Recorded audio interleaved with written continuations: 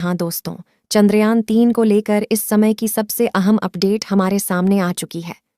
अभी अभी की नई ताज़ा खबर चंद्रयान 3 को लेकर इस समय की सबसे बड़ी खुशखबरी हमारे सामने आ चुकी है।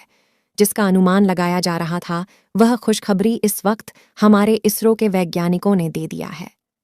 जी हाँ, जिस अपडेट को लेकर पूरी दुनिया के अंतरिक्ष वैज्ञानिकों की टीम लगातार 5 दिनों से लगी हुई थी, वह अपडेट इस समय आ चुकी है। इसरो ने जानकारी देते हुए और खुशी जाहिर करते हुए सबको बताया है कि हमने एक ऐतिहासिक कार्य को लेकर फिर से जानकारी दे दी है और चांद पर हमने एक बार फिर से पूरी दुनिया में इतिहास रच दिया है। जी हाँ साथियों, इस चीज को लेकर अमेरिका की अंतरिक्ष एजेंसी नासा के वैज्ञानिकों ने भी भारत के इस काम को लेकर सराहना की है। तो चलिए दोस्तों, इसरो चीफ ने क्या कहा है।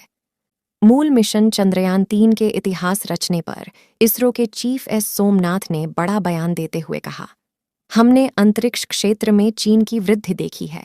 यह वाकई जबरदस्त है। मुझे लगता है कि आप प्रौद्योगिकी क्षमता के संदर्भ में नई प्रणाली के निर्माण और आवश्यक इंफ्रास्ट्रक्चर पर बहुत अधिक जोर दे रहे हैं और नए मिशन शुरू कर रहे हैं। मुझे लगता है कि यह आपको बहुत दूरदर्शी दिशा दिखाएगा। आप जो काम कर रहे हैं उसकी मैं बहुत सराहना करता हूँ।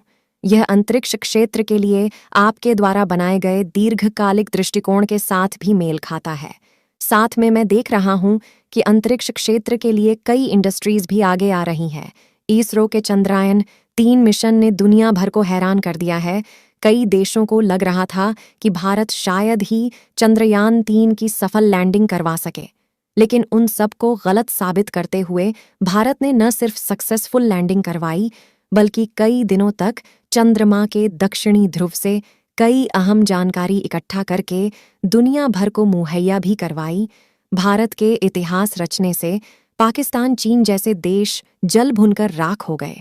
चीनी वैज्ञानिकों ने तो यहाँ तक कह दिया कि भारत का चंद्रयान 3 मिशन चांद के दक्षिणी ध्रुव पर उतरा ही नहीं। इसके बाद भी भारत ने चीनी अंतरिक्ष मिशनों की तारीफ की है। इसरो के चीफ एस सोमनाथ ने चीनी मीडिया को इंटरव्यू दिया और चंद्रयान समेत स्पेस मिशन पर बात की। चंद्रमा की सतह पर किस काम को करने के लिए हमने चंद्रमा की सतह पर एक बार फिर से विक्रम लैंडर और प्रज्ञान रोवर को काम करने के लिए तैयार कर दिया है। इसके बारे में हम आपको बताएंगे इस वीडियो में, साथ ही वह वीडियो भी दिखाएंगे जो इसरो के वैज्ञानिकों की तरफ से जारी किया गया है। हम आशा करते हैं कि आप सभी हमारे इस जानकारी को पूरा जरूर सुनेंगे। लेकिन इसरो द्वारा चंद्रयान 3 का भेजा गया यह मिशन एक के बाद एक सफलता के कीर्तिमान स्थापित कर रहा है। कहीं ना कहीं यह उपलब्धि पूरे देश की उपलब्धि है। दोस्तों, भारत का चंद्रयान 3 चांद के सतह पर एक लंबे अरसे से काम करने की कोशिश में लगा था। इसरो ने लगभग 10 दिनों से ज्यादा का समय बिताने के बाद एक लंबे समय के बाद लैंडर और रोवर को चांद के सतह पर दोबारा जगाया है और इसके साथ ही लैंडर और रोवर के वीडियो फुटेज भी सामने आ चुके हैं। लेकिन अब सवाल दुनिया भर के सामने यही था कि क्या चांद की सतह पर 14 दिनों की रात कैसे इसरो बिताने वाला है, और इस बात को इसरो ने अब स्पष्ट कर दिया है और कहा है कि चांद की सतह पर अगले 14 दिनों की जो रात होने वाली है उसमें हम रोवर और लैंडर दोनों को स्लीप मोड में नहीं डाल रहे हैं। यानी कि रात होने के दरमियान भी लैंडर और रोवर चांद के सतह पर वैसे ही काम करेंगे जैसे कि वह दिन की परिस्थितियों में करते आए हैं। अब सवाल यह है कि जब चांद की सतह पर रात हो जाएगी और उसके पैनल यानी कि इसमें लगे जो सौर पैनल है वह काम नहीं करेंगे और इसके बैटरी की ऊर्जा भी कम हो जाएगी, ऐसे में चांद की सतह पर क्या रोवर को चलाना सुरक्षित रहेगा और रोवर कितने दिन तक चांद की सतह पर एक्टिव रह पाएगा? यह अहम सवाल भी है और यह इसरो के लिए भी एक बड़ी चुनौती थी अगर इसरो ने यह तरीका नहीं खोजा होता तो। लेकिन अब इसरो ने जो तरीका बताया है उसको सुनने के बाद आप भी दंग रह जाएंगे। दोस्तों, चांद के सतह पर इसरो ने कहा है कि हम लैंडर और रोवर को दोनों तरफ से एक्टिव रखने वाले हैं और इसके लिए हमने पूरी प्लानिंग भी तैयार कर ली है।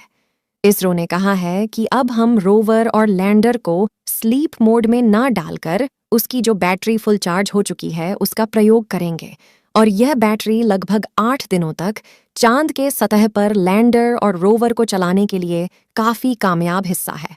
और इसके साथ ही इसरो ने कहा है कि हमें अगली कामयाबी और बाकी के जो दिन होंगे वह हम चांद के सतह पर लैंडर और रोवर को चलाएंगे इसमें मौजूद फ्यूल के माध्यम से। तो दोस्तों, अगर आपको याद हो तो हम आपको बता दें कि इसरो ने चांद के सतह पर लैंडर और रोवर को सफलतापूर्वक उतारा था।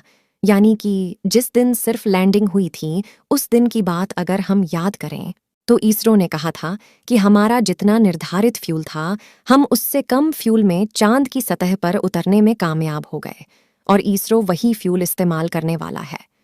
इसरो ने कहा है कि अगले 14 दिनों तक वैसे भी परिस्थितियां अनुकूल नहीं है, क्योंकि पिछली बार हमने देख लिया है चांद के सतह पर एक लंबा समय लगा हमें लैंडर और रोवर को दोबारा एक्टिव करने में।